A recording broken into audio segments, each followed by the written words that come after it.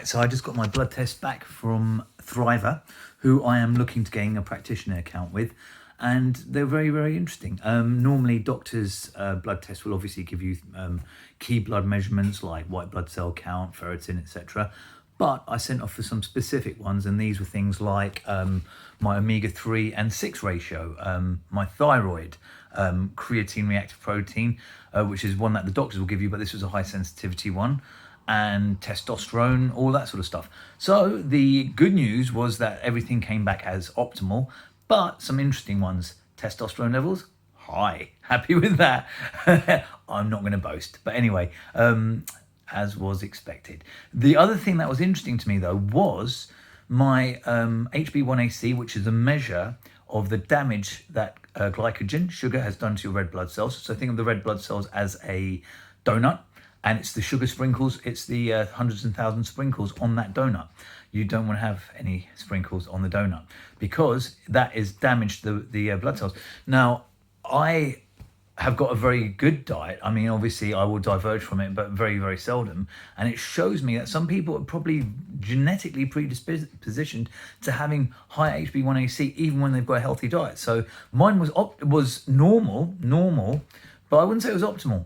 So there's work that needs to be done there. So I thought I'll give full disclosure, it's all well and good to post, here's me doing my workout, look at me smashing it. There's always work to be done. So high testosterone levels, happy with that. CRP was low. So the doctor wrote back and said, yeah, you've got very little inflammation. But you've got to remember, I did a lab assessment course and I looked at the values and it was just over 1. I think it was whatever it was, just marginally over 1. I don't want it over 1, I want it under 1. So this is the thing that you guys need to think about. What do you want to be?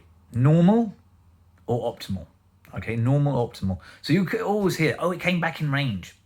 I don't care. I want to have high testosterone levels. I want to have low CRP. I want to have optimal levels of HB1AC. So it's really, really good test. Another one that really interested me, and I kind of, when I didn't see it coming, but I was surprised, was that it gives you your omega-3 to 6 ratio. Now, omega-3s, you want in abundance. Obviously, there's a limit. You don't want to go mental with it because that would suppress inflammation too much. Too little inflammation. Inflammation is important in breaking down things like cancerous cells. So when people go, oh yeah, drop inflammation down to 0. No, you don't want to do that. But at the same time, you want to have healthy levels of inflammation. So I think it was Dr. Robert Roundtree once said, acute inflammation hurts, chronic inflammation kills. Okay, and most illnesses, whether it's the onset, the what they call long COVID, have a long-term inflammatory response in the body. Lyme's disease, long-term inflammation. So when you've got light sensitivity and tinnitus, it's because you've got a lot of inflammation in the body. So you want to keep that to a minimum. Okay, so like I was saying, the good thing with these tests is that you can actually see things that normally you wouldn't get. So I had my omega-3 and 6 ratio. Now I eat a fair bit of fish, I'll probably say 3 days out of the week. And I love smoked salmon. I'll probably have that for breakfast a lot of times. And I take fish oil tablets. But interestingly enough, I've dropped back on that. I used to take them with every single meal. Now I take them once a day. Well, I got my test back and lo and behold, my omega-3 to 6 ratio wasn't that great. It said your 6 is a little bit too high. 6 of the inflammatory ones, you get them in a lot of saturated fats and a lot of fried foods, which I don't eat a lot of. So once again, it just shows you that I would never put myself forward as being like, I've got I'm not living on kale and organic buffalo meat, but I do have a very healthy diet. I look back at what I had yesterday for dinner. It was asparagus, it was kale, it was broccoli, and I had a 28-day matured sirloin steak, grass-fed beef, from the local butchers. Lovely. So that would be a good representative of my day-to-day diet. But you can still see there's room for improvement. So I thought I'd share that. I am, like I said, I'm looking to becoming either an affiliate member. I don't know how they work it, but I will be doing these blood tests because it is always critical that you assess and you don't guess. So, for example, I've got dozens of questionnaires. They will tell me, they'll give me an indication. Is your thyroid playing up? what are your blood sugar levels like? Like a questionnaire that would say, do you get hangry between meals? Do you have skin tags? Do you have like creases, what they call age creases on the neck? And things like that. These can be what we call correlative.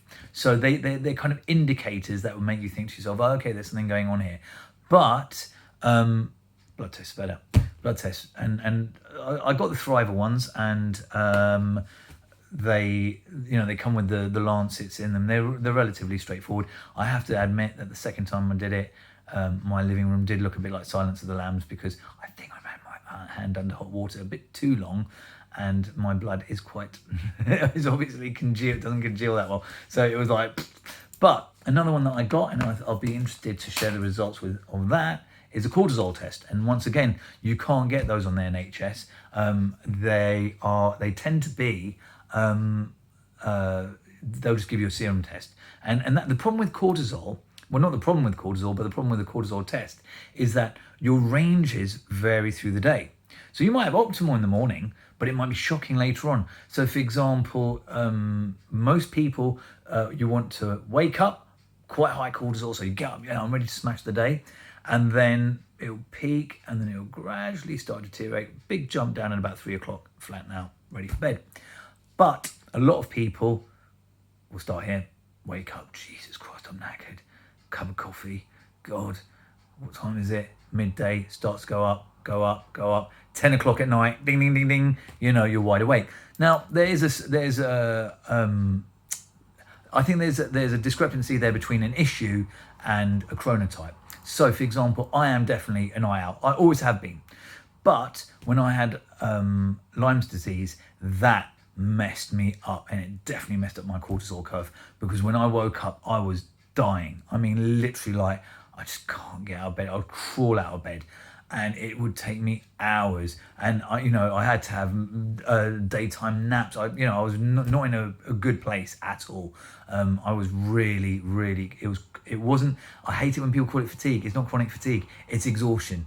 Anybody who's had it, anybody who's watching this will know. It is not like, oh, I feel a bit fatigued. No, you literally are like, I don't even know how I'm going to get through the next hour. Big difference. And then as the day progressed, I'd find that I got more and more energetic. And then in the evening, I just couldn't switch off. And I was lying in bed, and I would get, muscle spasms, and felt wired and wide awake. That's not good. As a chronotype, I'm somebody who does function better in the evening. I find my workouts are quite good. I probably produce more testosterone a bit later on in the day. And I know that Charles Poliquin changed his views on that later on in his career as well, because he used to say, people have a distinct cortisol testosterone curve that starts bang in the morning and goes on from there. So I would argue that there are different types, and they're different types of, you've got larks and you've got night owls. So if you've got the irritating partner, he's like, morning, and it's 6 in the morning, you're like, let me just put this pillow against your face. Then you are a night owl. You get some people who are in the middle.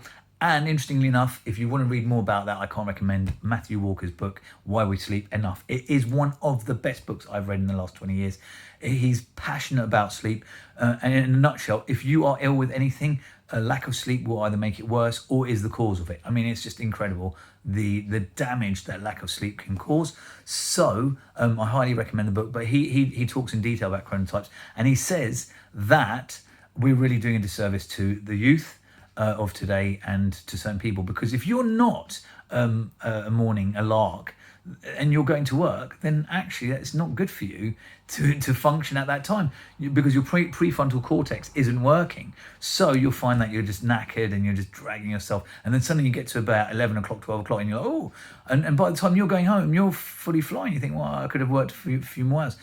Forward-thinking companies like Google and Facebook, well, I don't like to use Facebook because I don't like Facebook very much, but companies like, I don't like Google very much either, so that's a bad example, but a lot of companies are now using chronotypes. So when you get the job, they fit you around your sleep patterns.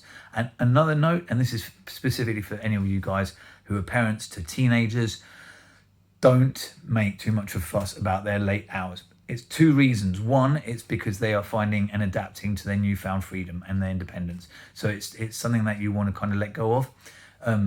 if you're going to bed early and they're staying up later, that is a natural shifting away from one another. So that's not anything to get upset about. But the second thing is also that's their chronotype. In America, in some states, they actually go to school a bit later, a lot later, and actually it's been found, and Walker is completely in agreement with this. They've found that it really makes a huge difference to their learning capacity, to retention. Like I said, the book is brilliant. Just read it, please. Get it on Audible or whatever. But he's passionate about it. It's amusing. It's fascinating, and it's a real game changer and a groundbreaking book. So yeah, it was just a very broad conversation there about hormones and also about testing. Get tested. One thing I've always found is that these things were a bit of a faff. You had to make an appointment with the doctor. The doctor's going to say to you, "What do you want to get tested for?" I want to know what my testosterone levels were, and they're great. Anyway, so on that note, feeling very smug, I will leave you all to have a lovely evening. And feel free to comment if this post was useful. I think it's quite nice to do something that's a very broad cross section of information. And if there's one particular aspect you want me to draw on, then just comment it below. Anyway, have a lovely weekend, guys. Take care of yourselves and each other. Bye.